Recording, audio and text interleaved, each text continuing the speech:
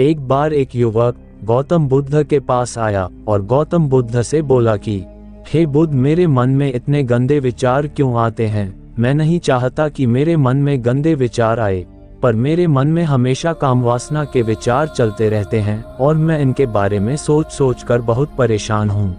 मेरी ऊर्जा और समय ये सब सोचने में ही नष्ट हो जाती है और इन सब विचारों की वजह से मैं कभी शांत नहीं रह पाता और मैं हमेशा ही स्त्रियों को देखकर मोहित हो जाता हूँ।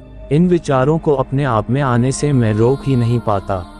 बुद्ध मुस्कुराए और उस युवक से पूछे, क्या तुम्हें पता है कि यह कामवासना होती क्या है? फिर लड़के ने उत्तर दिया कि बुद्ध, मैं तो नहीं जानता ये कामवासना क्या होती है, पर हाँ एक बात तो है, ये जो भी है बहुत ही बुरी चीज है। फिर बुद्ध ने उस युवक से कहा, सबसे पहले तो तुम ये समझना होगा कि प्रकृति ने जो भी हमारे अंदर दिया है वह बुरी चीज नहीं है। हमारे जीवन में कुछ ना कुछ उसकी जरूरत है। कामवासना कोई बुरी बात नहीं है, ये तो हमारे मन की एक भावना है जो हमें किसी न किसी चीज की कमी का एहसास कराती है और फिर हम उस चीज को पाने के लिए उसी चीज की ओर आकर्षित हो जाते हैं। जैसे कि अगर तुम्हारे पास धन की कमी है तो तुम्हारे अंदर धन को पाने की वासना उत्पन्न हो जाएगी। तो वासना कुछ और नहीं, बस एक प्रकार की कमी है जो कि एक प्रकार की जरूरत की एहसास कराती है, और जब यह जरूरत शारीरिक हो तो हम इसे कामवासना का नाम देते हैं। फिर उस युवक ने कहा, बुद्ध, मुझे कामवासना का मतलब तो समझ में आ गया, पर मुझे ये बताइए कि यह आती कहाँ से है और कैसे आती है। गौतम बुद्ध ने कहा कि कामवासना कहीं से आती नहीं है, ये हमारे अंदर ही होती है और इसका होना भी तो जरूरी है, तभी तो मानव संतान का विकास होगा। तब युवक ने कहा, जब ये हमारे अंदर ही है और जरूरी भी है तो लोग अक्सर इसे गलत क्यों बताते हैं? बुद्ध ने कहा, यही तो समस्या है, लोगों ने कामवासना को गलत तरीके से सोच लिया है, इसे दबाने और छुपाने की कोशिश करते हैं। कामवासना कोई गलत बात नहीं है, बल्कि कामवासना का गलत तरीके से प्रयोग करना गलत बात है। अक्सर लोग जिससे प्रेम करते हैं उसी के लिए जीने लग जाते हैं, उसे पाना ही अपना लक्ष्य बना लेते हैं और हमेशा उसी के बारे में सोचते रहते हैं, पर ये गलत है। फिर बुद्ध ने युवक से कहा, क्या तुम्हें पता है कि जानवरों में भी कामवासना होती है? युवक ने उत्तर दिया, हाँ प्रभु, जानवरों में भी कामवासना होती है, क्योंकि जानवर भी तो अपने पीढ़ी को आगे बढ़ाएंगे। बुद्ध ने कहा, तो फिर हम जानवरों की कामवासना को गलत क्यों नहीं कहते हैं? युवक ने कहा, मुझे नहीं पता महात्मा, आप ही मुझे बताए। गौतम बुद्ध ने कहा, जानवर अपने कामवासना का प्रयोग आनंद प्राप्ति के लिए नहीं करते, वह तो सिर्फ संतान उत्पत्ति के लिए ही कामवासना का उपयोग करते हैं। जानवरों को प्रकृति ने इतना दिमाग नहीं दिया कि वह कामवासना को अपने जीवन के सुख का आधार बना ले, जबकि मनुष्य अपनी समझ के बलबूते पर प्रकृति में पाए जाने वाली प्रत्येक वस्तु को अपने सुख के लिए प्रयोग करता है। हम इंसानों ने ही कामवासना को अपने सुख का साधन बना लिए हैं, जबकि प्रकृति ने तो हमें अपने वंश को आगे बढ़ाने के लिए दिया था, पर इंसानों ने इसे अपने जीवन का परम लक्ष्य बना रखा है और इस तरह कामवासना का लगाम हो जाना भी गलत है। युवक ने पूछा, हे प्रभु, कामवासना हमारे ऊपर हावी क्यों होती है? गौतम बुद्ध ने कहा, अब तुम सुनो, अब मैं जो तुम्हें बताऊंगा उसे तुम ध्यानपूर्वक सुनना। कामवासना का सारा खेल तुम्हें समझ आ जाएगा, तुम्हें तुम्हारे सारे सवालों का जवाब मिल जाएगा, बस तुम्हें ध्यान से सुनकर समझना है।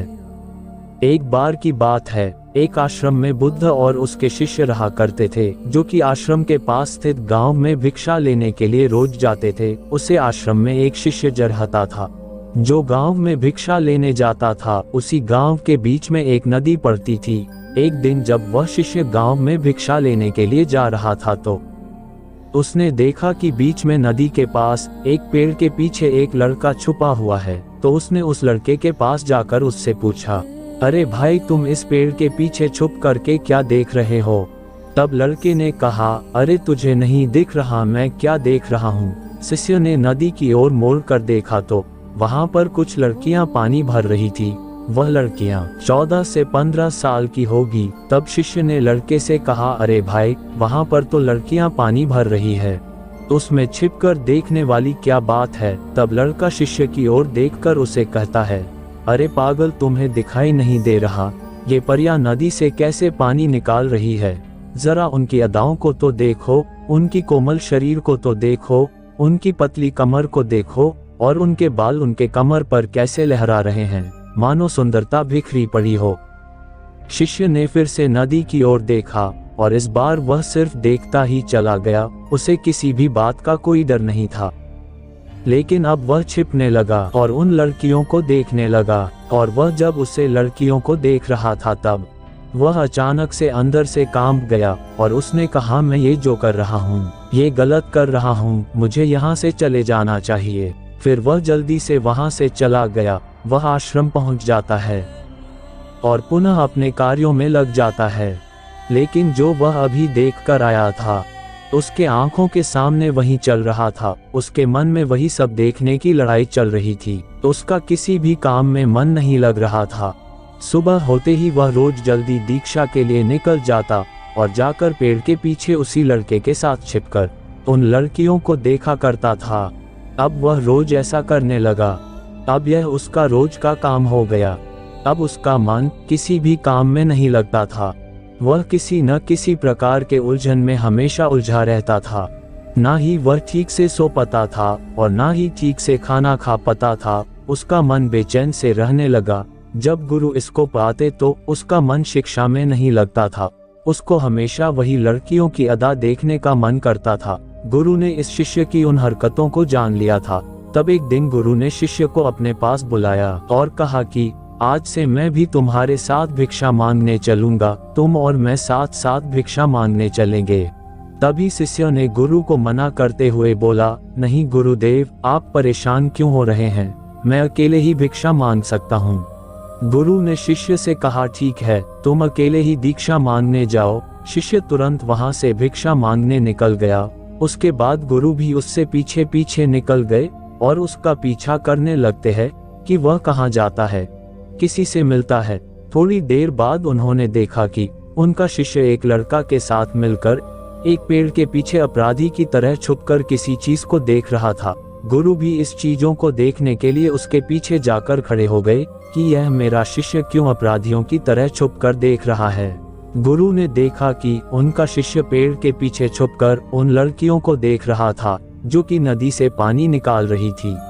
तभी गुरु ने उससे पूछा, तुम इस पेड़ के पीछे से क्या देख रहे हो?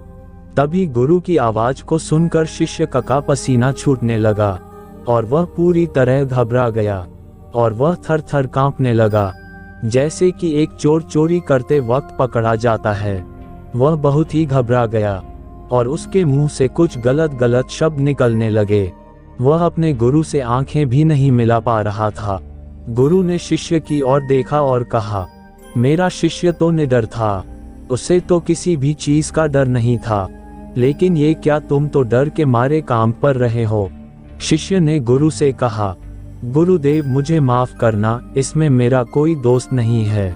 उसी लड़के ने मुझे बहका दिया था, पर मैं आपसे ये वादा करता हूँ कि आज के बाद ये गलती दोबारा नहीं करूँगा।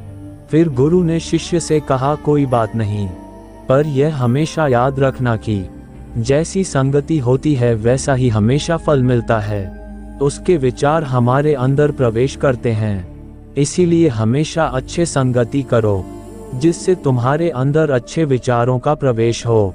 उसके बाद फिर गुरु और शिष्य आश्रम लौट आए और अपने काम में पुनः लग गए। शिष्य ने उस रास्ते को छोड़ दिया और दूसरे रास्ते से जाने लगा।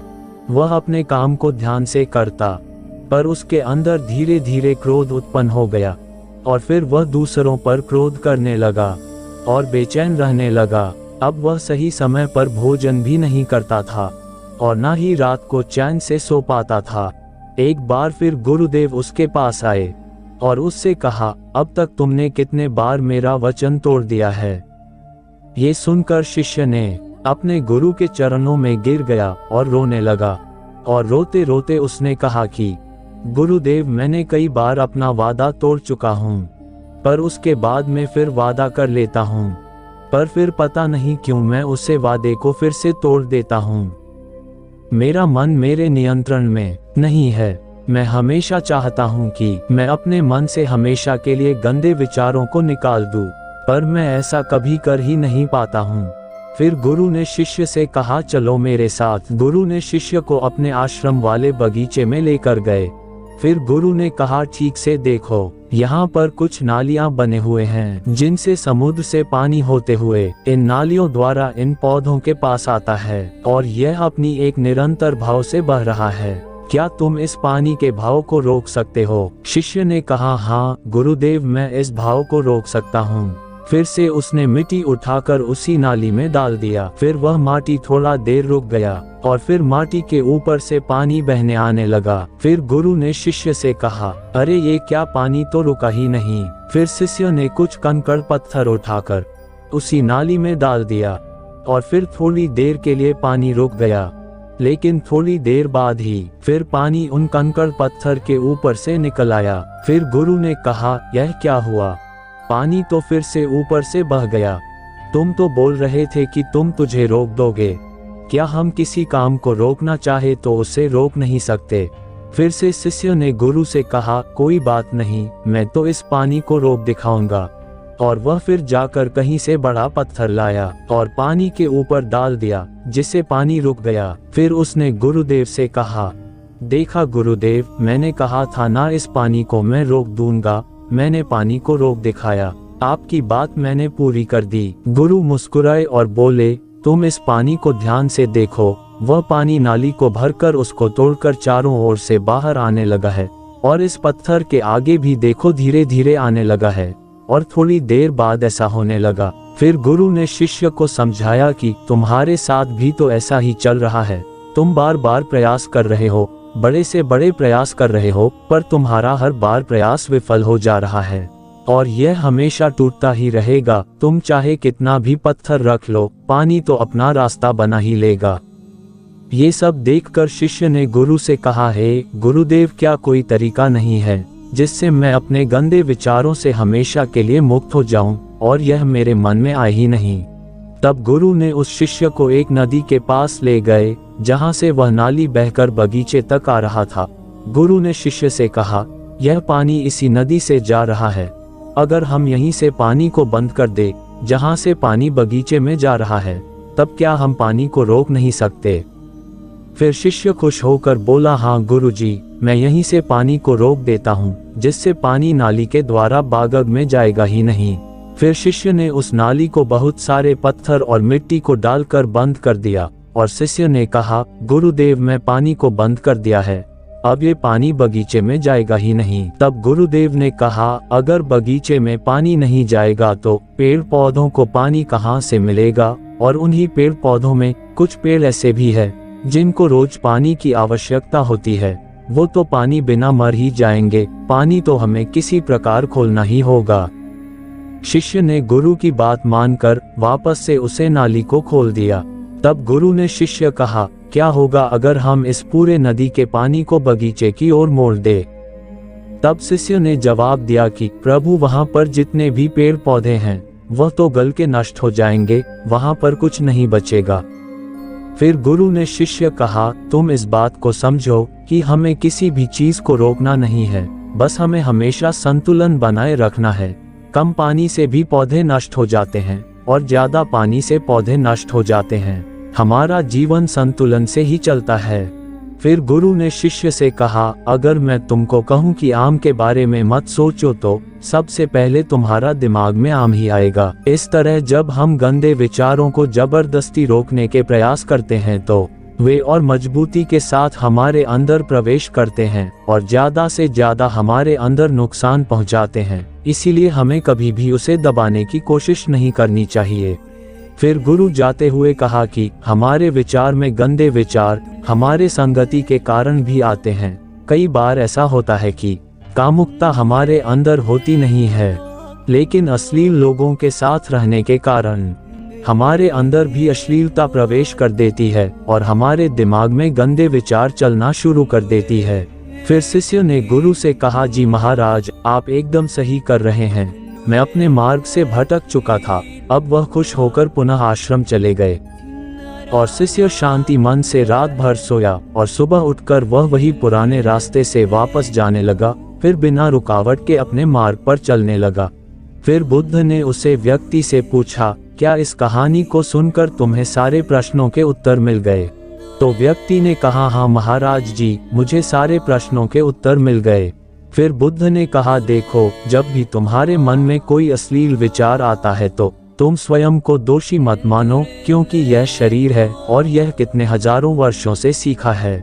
ये सिर्फ तुम्हारे सोच लेने या शपथ लेने से टूटने वाला नहीं है, लेकिन तुम्हारे पास वो शक्ति है, वह ऊर्जा है जिसका उपयोग करके इसको संतुलित कर सकते हैं।